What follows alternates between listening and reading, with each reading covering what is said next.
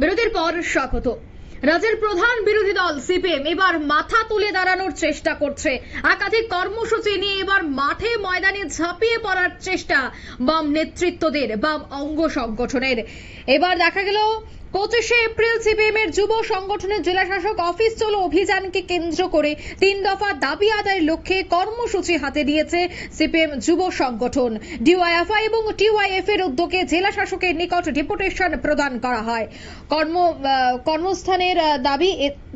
কর্মসংস্থানের দাবি, দুর্নীতি এবং জঙ্গলের রাজত্ব কায়েম এবং নেশার বিরুদ্ধে ব্যবস্থা গ্রহণের দাবিতে জেলা শাসকের নিকট ডেপুটেশন প্রদান করবে ডিওয়াইএফআই এবং টিওয়াইএফ। বুধবার আমবাসা সিপিএম কার্যালয়ে এক সাংবাদিক সম্মেলনের মধ্য দিয়েই এই কথা জানালেন নেতৃত্বরা। কি বলছেন তারা শোনাচ্ছি একবার। Doctor B.R.. আম্বেদকরের জন্মদিন। আপনারা জানবেন যে আমাদের কমলপুর মহকুমার দুর্গাচমুনিতে আমাদের পার্টির নেতা অনিল দাসকে এই 135তম জন্মদিন পালন করতে গিয়ে বিজেপির গুন্ডা বাহিনীরা ওনার উপর আক্রমণ করে। গ্যাসের দাম বৃদ্ধি হয়েছে।